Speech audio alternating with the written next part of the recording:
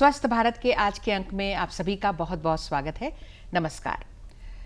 जब एक लड़की का जन्म होता है, छोटी से बड़ी होती है, युवावस्था में पहुंचती है और उसके बाद धीरे धीरे उम्र बढ़ती है, और ऐसे में जब एक लड़की अपने युवावस्था में पहुंचने लगती है, उस समय बिल्कुल रेगुलर पीरियड्स जिसको हम कहते हैं मासिक धर्म का होना, ये बिल्कुल सामान्य है। कई बार इसमें देरी होती है, कई बार ये बीच बीच में रुक रुक कर होते हैं, और कई बार तो ऐसा होता है कि जब मेनोपॉज की स्थिति आती है, यानी कि मासिक धर्म रुकने की जो उम्र होती है, वो वहाँ पर जब एक महिला पहुँचती है तो उस समय भी कुछ परेशानियाँ देखने में आती हैं, और उसके बाद भी अगर रक्तस्राव होते हैं तो इसे हम अनियमित कह सकते हैं, असामान्य कह सकते हैं। और ऐसे में क्या क्या इसके पीछे कारण हो सकते हैं, आगे चलकर इसके चलते क्या क्या परेशानियां हो सकती हैं, ये बहुत सारी बातें हैं जो तमाम हमारी जो बच्चियां हैं, जो महिलाएं हैं, उनको जानना बहुत ज़रूरी है, घर वालों को भी जानना बहुत ज़रूरी है, ताकि सही समय पर कारण जान सके और फिर इसका निदान किया जा सके। तो इन सारी जानकारियों के साथ आज हमने अपने स्टूडियो में आमंत्रित किया है, हमारे साथ बनी हुई हैं डॉक्टर श्वेता नारायण, जो कि झारखंड कैंसर सेंटर में और साथ ही साथ फ्रेया हॉस्पिटल में अपनी सेवाएं दे रहे हैं।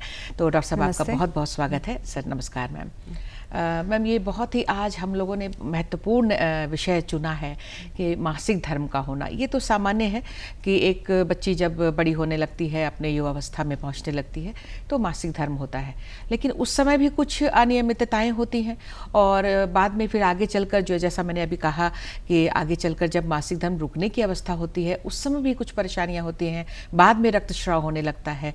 तो इसके बारे में आप कहाँ से हमें शुरुआत करना चाहिए? जब किसी का मेंस्ट्रुअल साइकिल स्टार्ट होता है, उसको हम लोग मेनार्की बोलते हैं जी। एंड उस समय ये मेंसेस स्टार्ट होती हैं जब ओवरी एक्टिव होती हैं, एंड ओवरी से ही हार्मोन्स निकलते हैं, जिसके कारण यूट्रस की परत मोटी होती है, एंड दूसरे तरह के हार्मोन फिर एक्शन में आते हैं, और फिर हार्मोन के विड्रॉवल से ब्लीडिंग होती है। ये नेचुरल कोर्स ऑफ ब्लीडिंग होती है, मेंस्ट्रुअल साइकिल होती है, जो 25 से लेकर के 30 के बीच में नॉर्मली आते हैं जी। जब किसी लड़की को नॉर्मल मेंसेस आते हैं, उसको मेनार्की कहते हैं, और स्टार्ट के 1-2 साल हो सकते हैं जो मैचुरेशन हम लोग बोलते हैं कि मैचुरेशन ऑफ द साइकिल अभी नहीं हुए हैं, क्योंकि ये सारे जो ओवरी कंट्रोल होते हैं हमारे दिमाग में पिट्यूटरी ग्लैंड उससे कंट्रोल होते हैं। तो पिट्यूटरी ग्लैंड और ओवरी के बीच की एक्सेस मैचुरेशन में टाइम लग सकता है। तो उस कारण से भी जब किसी को मासिक स्टार्ट होता है तो इरेगुलर मेंसेस की कंप्लेन हो सकती है जी, जी, जी। तो उसमें कई लड़कियां आती हैं, उसके वजह से भी आती हैं। कई लोग को पीसीओ की वजह से भी मेंसेस में इरेगुलरिटी हो सकते हैं, उसके लिए भी आती हैं। तो जब भी किसी को अगर महीने में एक बार से ज़्यादा होना, या महीने में जो हो रहा है वो बहुत हैवी अमाउंट में आना, या 2 महीनों के बीच में स्पॉटिंग जैसा आना, ये सबको हम लोग एबनॉर्मल असामान्य मेंस्ट्रुअल साइकिल। और अगर इस तरह के लक्षण जो हैं अगर दिखाई देते हैं बच्चियों में, लड़कियों में, तो बिल्कुल उनको हिचकिचाना नहीं है, अपने माता पिता को बताना है, अपने पेरेंट्स गार्जियन को बताना है, और तुरंत जांच के लिए, इलाज के लिए एक बार दिखा लेना चाहिए। क्या आपकी सलाह होगी? बिल्कुल, क्योंकि उनमें डर होता है कि ये क्यों मेंसेस इरेगुलर क्यों होते हैं। उसमें हमारा काउंसलिंग बहुत ही मैटर करता है, क्योंकि उन्हें ये बताना होता है कि क्या नॉर्मल है, क्या एबनॉर्मल है, कब हमें ट्रीटमेंट देनी है, कब ट्रीटमेंट नहीं देनी है। जो समस्या के साथ आई हैं लड़कियां, उनका पहले हम लोग कारण ढूंढने की कोशिश करते हैं कि हार्मोन के इम्बैलेंस की वजह से हो रहे हैं, या ब्लड क्लॉटिंग के सिस्टम में कभी कभी खराबी होने की वजह से होती हैं। तो वो कारण ढूंढने के बाद उनके ट्रीटमेंट की आवश्यकता है या नहीं है, क्योंकि आम आदमी को ये नॉलेज होने में दिक्कत हो सकती है कि क्या नॉर्मल है और क्या एबनॉर्मल है। तो कई बार कोई ट्रीटमेंट देने की भी जरूरत नहीं पड़ती है, उन्हें एश्योरेंस करके ही हम लोग भेजते हैं। बिल्कुल, तो ये बहुत ज़रूरी है कि सही समय पर हम जो है लक्षणों को पहचान कर एक बार दिखा लें, और उसमें फिर जो भी समाधान होगा वो डॉक्टर्स बताएंगे। अब हम आपसे सर मैम ये पूछना चाहेंगे कि जो मेनोपॉज की जब स्थिति आती है और उसके बाद भी कई सारी परेशानियां लेकर आती होंगी महिलाएं आपके पास में, तो किस किस तरह की परेशानियां ज़्यादा होती हैं? जनरली हमारे ओपीडीज में जो मेनोपॉज के पहले 10 साल पहले, मतलब जो स्टार्ट होते हैं 40s में जब महिलाएं पहुंचती हैं, उस समय ओवरी काम करना थोड़ा थोड़ा कम करना स्टार्ट करता है। उसके वजह से मेंसेस में इरेगुलरिटीज हो सकती हैं कि कभी 2 मासिक के बीच में एक बार आ जाए या हेवी होए, तो उस समय जनरली हम लोग उसमें वर्कअप करते हैं। अगर किसी भी महिलाएं का इस तरह की ब्लीडिंग हो रही है तो उन्हें ज़रूर दिखाना चाहिए। हम लोग स्टार्ट करते हैं उनके एग्जामिनेशन से कि कहीं बच्चेदानी के मुंह में कोई घाव तो नहीं है, क्योंकि बच्चेदानी का मुंह का कैंसर मोस्ट ये कॉमन है हमारे देश में, अभी तक ही मोस्ट कॉमन हमारे देश में है। तो उसके लिए हम उनको फिर काउंसलिंग करते हैं कि आप हर एक 5 साल में पैप स्मेयर कराएं, और अगर कुछ भी उसमें घाव जैसा कुछ भी रहता है तो हम उसकी बायोप्सी तक ले सकते हैं, अगर कुछ भी होता है, ताकि हम अर्ली एज में सर्विक्स के कैंसर को रूल आउट कर सकें।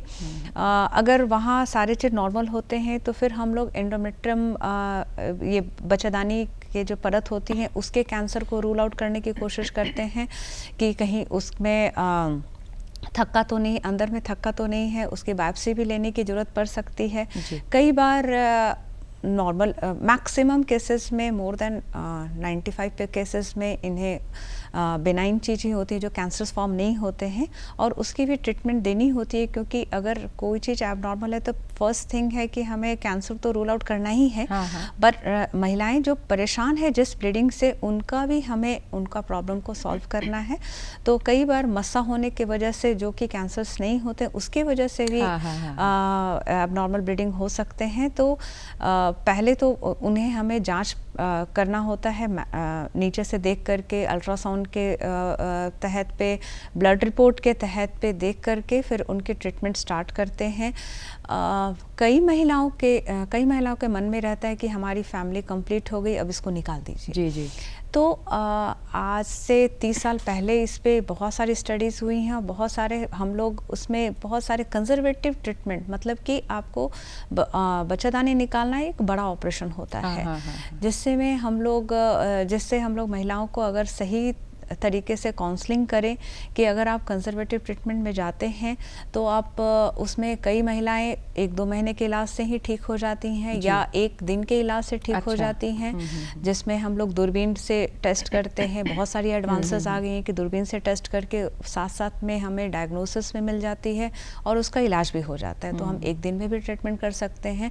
तो हमें प्रॉपर, अगर कोई पेशेंट आए हैं, कुछ तरह की महिलाएं आए हैं, काउंसलिंग सबसे मस्ट है, क्योंकि लोगों में ये डर रहता है कि अब इसका काम खत्म हो गया, अब इसको निकाल देना चाहिए। जी। ये गलत धारणा है कि अगर वो भी एक शरीर का अंग है और हम आपके शरीर से बिना मतलब का छेड़छाड़ नहीं करना चाहते हैं। हर चीज़ की अपना साइड इफ़ेक्ट होता है, ऐसा नहीं कि सर्जरी के साइड इफ़ेक्ट नहीं होते हैं। सर्जरी के भी अपने साइड इफ़ेक्ट्स होते हैं। इसलिए जब ज़रूरी है तभी सर्जरी के लिए डॉक्टर्स बोलते भी हैं, और मरीज को अपनी तरफ से बिल्कुल हड़बड़ाना नहीं चाहिए कि इसका काम खत्म हो गया है तो इस अंग को निकाल दीजिए। जब ईश्वर ने ऐसे इस तरह से अंग दिए हैं तो कुछ ना कुछ सोच कर ही दिया है, तो ज़बरदस्ती हमें इस पर काम करने की कोई आवश्यकता नहीं है। लेकिन मैम, आपसे ये जानना चाहेंगे कि किन परिस्थितियों में ये जो गर्भाशय है उसे निकालने की जरूरत पड़ सकती है? अगर किन्हीं महिलाओं को हम एक स्ट्रक्चरल बहुत सारे, जैसे मैंने बताया कि मस्सा होने की वजह से हो सकती है। कई मस्सा बच्चेदानी जो मेंसेस के प्रॉब्लम का कारण ही नहीं होते हैं। तो उस कंडीशन में हम नहीं निकालते हैं। कई बार उसके कारण उनके पोजीशन पे डिपेंड करता है कि वो मेंसेस जो उन्हें परेशानी हो रही है उसका वो कारण है। उस कंडीशन में हम लोग बच्चेदानी, अगर बहुत सारे वैसे मस्सा बहुत सारे बच्चेदानी में है, तो उस समय हम लोग बच्चेदानी को निकाल सकते हैं। या हमने बहुत सारे मेडिसिन दे दिए और वो टॉलरेट नहीं कर रही हैं, किसी भी प्रकार से मेडिसिन को टॉलरेट नहीं कर रही है, या बहुत साइकिल हमने उन्हें मेडिसिन दे दिए तब भी उनका इलाज सक्षम नहीं हो पा रहा है, इलाज नहीं हो पा रहा है, तो उस कंडीशन में हम लोग बच्चेदानी निकालते हैं।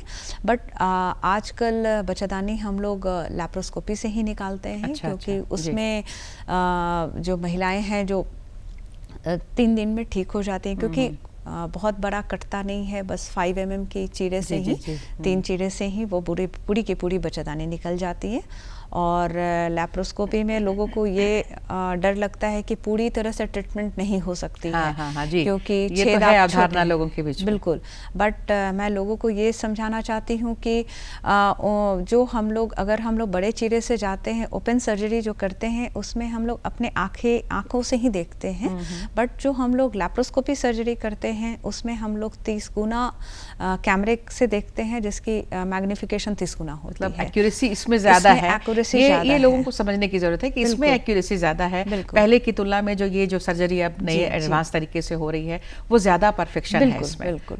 और इसमें पोस्ट ऑपरेटिव जो ये सर्जरी के बाद पेशेंट तुरंत रिकवर भी कर जाते हैं, तुरंत घर जाने लायक हो जाते हैं। नहीं तो ओपन सर्जरी में पेशेंट 10 दिन 15 दिन तक बेड पे ही रहते हैं। बिल्कुल, वो जो चीरा है, घाव है, भरने में ही बहुत समय लगता है। बिल्कुल, जितना बड़ा आपके शरीर के ऊपर घाव रहेगा उतना पेन ज़्यादा होगा, उतना इन्फेक्शन होने के भी चांसेस रहेगी।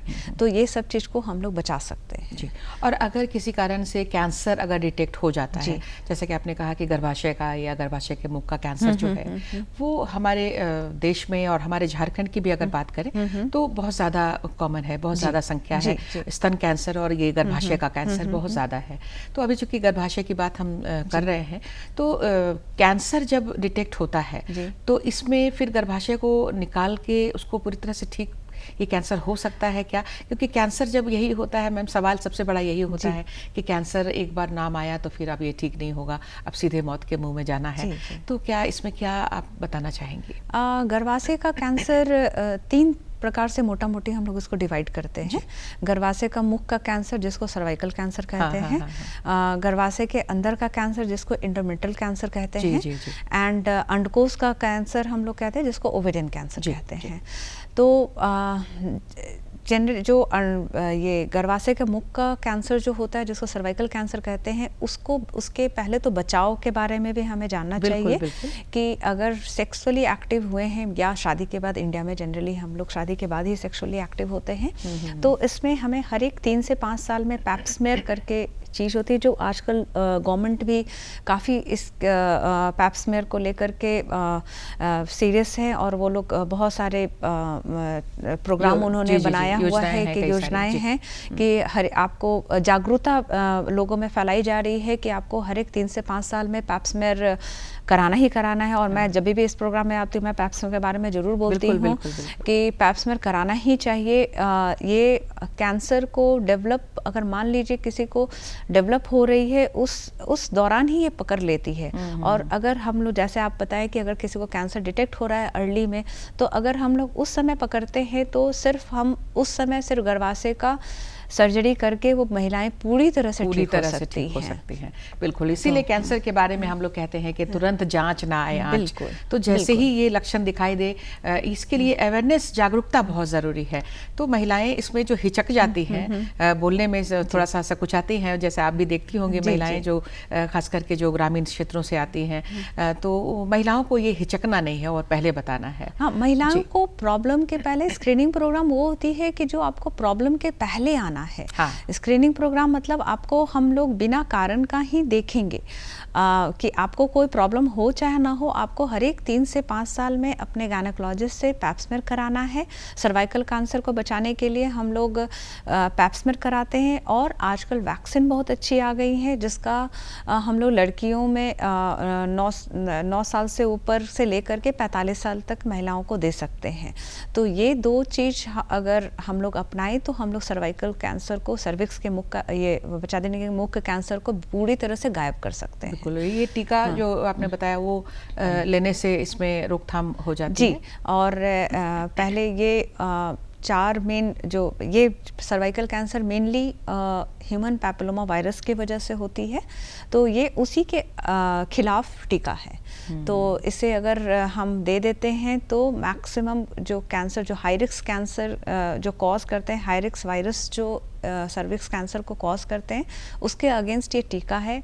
और बीते 2 साल में जो नई खोज के अनुसार आजकल हम लोग जो 9 वेरिएंट ऑफ दिस ये ह्यूमन पैपिलोमा वायरस के अगेंस्ट हम लोगों ने अब हम लोग उस टीका को देते हैं। पहले ये 4 नहीं, पहले 4 जो मुख्य ह्यूमन पैपिलोमा के वेरिएंट्स थे उसके अगेंस्ट था सिर्फ। अब हम लोग इसको 9 वेरिएंट के अगेंस्ट देते हैं, जिसके पूरी तरह से रोकथाम हो सकती है कैंसर का। तो इसीलिए सभी से ये रिक्वेस्ट आपको रोक रही हूँ, ये जो टीका है वो मतलब एक ही बार लेने से हो जाता है या फिर हर साल लेना पड़ता है या नहीं? ये लाइफ टाइम में अगर कोई जो लड़कियां हैं वो 15 साल से नीचे में हम लोग अगर देते हैं तो लाइफ टाइम में बस उनका शेड्यूल्ड है कि आज लिया फिर 6 महीने बाद लिया, उसके बाद लाइफ टाइम में लेने की जरूरत नहीं होती है। और जो 15 साल से ऊपर हैं उन्हें टोटल 3 टीका लगती है। ये आजकल गार्डासिल 9 के नाम से आती है। तो ये काफ़ी अच्छी वैक्सीन है, इन्हें सभी लोग को अपनाना चाहिए। बिल्कुल। और इनको कैंसर के साथ साथ और भी बहुत सारे वॉट्स वगैरह को भी ये रोकथाम करते हैं। बिल्कुल। ये बहुत ही अच्छी बात है हमारे लिए कि टीका भी है और इससे अगर ले लिया जाए तो बचा जा सकता है, क्योंकि हम लोग कैंसर के लिए तो कोई इलाज नहीं है ये कहते हैं, मतलब लेकिन फिर भी जो चिकित्सा जगत है वो लगा हुआ है इसके इलाज के लिए, और ट्रीटमेंट होते भी हैं, बहुत से लोग ठीक भी हो रहे हैं। बिल्कुल। और फिर ये सर्विक्स कैंसर के मैंने स्क्रीनिंग के बारे में बताया, और फिर पैप्समेयर से हम लोग अर्ली डायग्नोसिस करते हैं। और इसके बाद भी अगर लेटर वो फिर जो आपने बताया कि अगर किसी को कैंसर में ये बच्चादानी के कैंसर डायग्नोज हो रहा है तो उसमें किस स्टेज में क्या क्या करेंगे, निकालना पड़ता तो है अगर बिल्कुल, तो हम लोग फिर उसकी स्टेजिंग करते हैं। अगर कैंसर का रूप अगर बहुत स्टेजेस हो गए हैं, 1 स्टेज से ऊपर हो गए हैं सर्विक्स कैंसर को, तो फिर हम लोग उसमें सिर्फ सर्जरी से इलाज नहीं होता है, उसमें हम लोग कीमोथेरेपी, रेडियोथेरेपी वगैरह देते हैं। आगे हम बात करेंगे बच्चादानी के अंदर का कैंसर, जिसको एंडोमेट्रियल कैंसर कहते हैं। ये generally perimenopausal and post menopausal, मतलब कि जो मासिक धर्म जब बंद होता है उसको हम लोग मेनोपॉज कहते हैं। अगर उसके पहले 10 साल पहले मान के चले और उसके 10 साल बाद मान के चले, तो अगर इसीलिए मैंने बोला कि अगर कोई 40s के बाद किसी को मेंसेस में इरेगुलरिटीज हो रही हैं तो उसके अच्छे से जांच करानी चाहिए। उसमें हम लोग ये रूल आउट करने की कोशिश करते हैं कि कहीं किसी प्रकार का कैंसर तो नहीं है, खराब बीमारी तो नहीं है। बिल्कुल। तो और महिलाओं में कई बार ये धारणा होती है कि अगर मेरा मासिक बंद हो गया है तो उसके बाद अगर वो लोग अमाउंट को कैलकुलेट करते हैं कि अगर 1-2 बूंद आया, कभी आ गया, तो उनको नज़रअंदाज करते हैं। जी। किसी भी कंडीशन में, कोई भी कंडीशन में हमें अगर मासिक किसी का बंद हो गया है, मासिक बंद हो गया मतलब हम लोग जिसको पोस्ट मेनोपॉज बोलते हैं, मासिक बंद हो गया, उसके बाद का अगर 1 या 2 बूंद भी किसी को ब्लड आ रहा है तो उसमें हम लोग अच्छे से उसका जांच करते हैं, उसमें कैंसर ज़रूर से रूल आउट करते हैं। क्योंकि जो अगर किसी को उसमें से 10% लोगों को कैंसर हो सकता है। अच्छा, ठीक है, जो अगर मेंसेस खत्म होने के बाद ब्लीडिंग हो रहा है तो बिल्कुल ये आपने बिल्कुल सही जानकारी दी है कि 10% लोगों को होता है। ऐसा नहीं है कि अगर इस तरह का इस लक्षण दिखाई दे तो वो कैंसर ही होगा और इस डर जाएं और दिखाने नहीं जाएं और कैसा कुछ। तो 10% लोगों को ही इस तरह के चांसेस होते हैं, बाकी कुछ और कारण हो सकते हैं। हाई चांसेस है, इसीलिए आपको रूल आउट कराना ही कराना है। 10% कैंसर होना मतलब, और उसमें हम लोग अगर नज़रअंदाज ना करें तो हम लोग अर्ली में हम लोग डिटेक्ट कर सकते हैं। एंडोमेट्रियल कैंसर को भी हम लोग डिटेक्ट कर सकते हैं, और जिसका कि जो कि बहुत ही छोटी तरीके से ही हम लोग उसको डायग्नोज कर सकते हैं, जैसे कि अल्ट्रासाउंड के थ्रू और बायोप्सी के थ्रू छोटे तरीके से ही हम लोग डायग्नोज करके उसका स्टेजिंग करके उसके अकॉर्डिंगली अर्ली स्टेज में ही हम लोग सर्जरी के द्वारा पूरी तरह से महिलाएं ठीक हो सकती हैं। तो ये अगर महिलाएं सतर्क रहें कि अगर मेरे मेंसेस में कोई भी महीना बंद होने की इरेगुलरिटीज है तो वो तुरंत कंसल्ट करें अपने गायनेकोलॉजिस्ट से।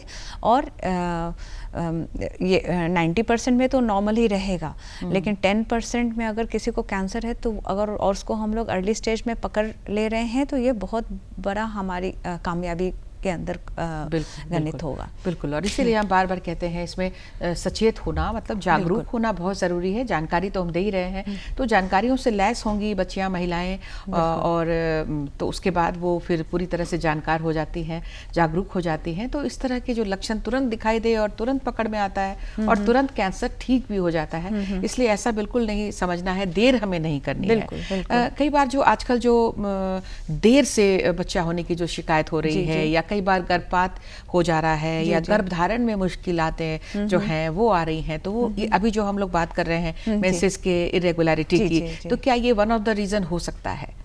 मेंसेस जो अगर किसी को जो महिलाएं बच्चे के लिए गर्भ धारण करने के एज में हैं, तो मेंसेस इरेगुलरिटीज जो हम लोग बोल रहे हैं असामान्य मेंसेस, वो अगर गर्भपात बार बार हो रहा है उसके वजह से भी हो सकता है। ये अगर महिलाएं उस एज ग्रुप में हैं तो सबसे मुख्य कारण वही है, गर्भ का बार बार खराब होना।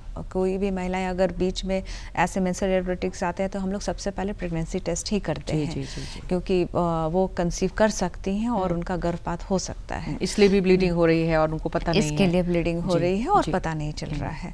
तो कई महिलाएं जो गर्भ धारण करने में दिक्कत हो रही हैं, या उन्हें गर्भपात बार बार हो जा रहा है, तो उसमें अगर किसी को एक ये भी समझने की कोशिश करनी चाहिए कि अगर 1 से 2 बार किसी को गर्भपात हो रहा है तो वो हम लोग नॉर्मल वेरिएशन मानते हैं। अच्छा, अगर किसी को 3 बार या 3 से ज़्यादा गर्भपात हो रहा है, लगातार गर्भपात हो रहा है, अर्ली, इसमें भी गर्भपात में भी हम लोग इसको डिवाइड करते हैं कि अर्ली प्रेगनेंसी, लेट प्रेगनेंसी, किस स्टेज में ये हो रहा है। तो जो मैं दो बार की बात कर रही हूँ वो मैं अर्ली स्टेज की बात कर रही हूँ। अगर ये लेटर स्टेज में होता है तो हम लोग 1 या 2 बार में ही हम लोग उसको डिटेल स्टडी करते हैं।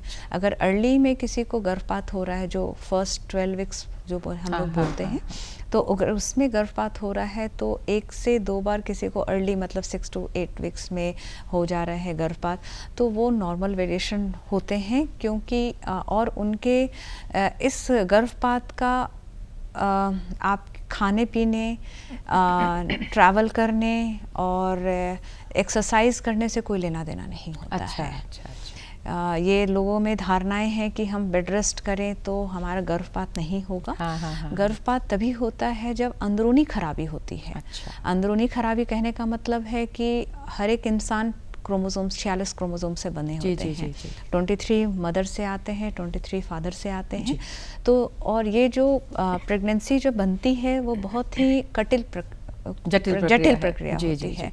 और उसमें कभी कभी एक्स्ट्रा क्रोमोसोम आ सकते हैं, कभी कम आ सकते हैं। तो मैक्सिमम जो गर्भपात होते हैं वो इसी के वजह से होते हैं, जो कभी भी किसी को भी हो सकते हैं। 1 या 2 वो नॉर्मल हम लोग मानते हैं उसको।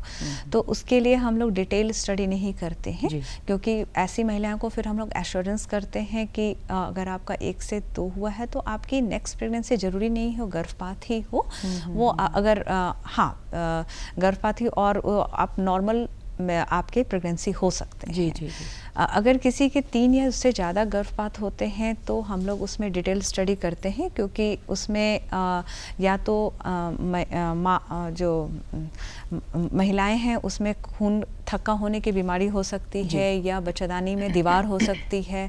तो इस कारणों की वजह से हो सकती है, तो उसकी हम लोग डिटेल में स्टडी करते हैं और उसका इलाज भी संभव है। अगर बच्चादानी में दीवार है या खून थक्का होने का बीमारी है तो उसका इलाज भी संभव है। उस इलाज के साथ फिर हम लोग उसके गर्भ को आगे ले जाते हैं। बिल्कुल। तो इस तरह से हम लोग बार बार जो गर्भपात होता है उसको हम लोग रोक सकते हैं। बिल्कुल बिल्कुल। तो ये बहुत अच्छी बात आपने बताई है कि ये गर्भपात तो कई बार बच्चियां समझ नहीं पाती हैं। पहले एक तो पहली प्रेगनेंसी होती है, उसमें बहुत सारी जो चिंता या सोच रहती है सबके अंदर में, तो ये समझना बहुत ज़रूरी है कि ये गर्भपात के चलते हो रहा है, ये ब्लीडिंग जो है, ये रक्तस्राव है, ये भी समझने की ज़रूरत है। और 1 से 2 बार ये सामान्य है बिल्कुल, लेकिन अगर इससे ज़्यादा बार होते हैं तो फिर चिकित्सक के पास, अपने स्त्री रोग विशेषज्ञ के पास जाना बहुत ही ज़रूरी है। और ये जैसा मैम आपने बताया बताया कि अगर सही समय पे ये चले जाते हैं तो ये इसका उचित इलाज हो जाता है और ये जो गर्भपात होने की समस्या है वो बिल्कुल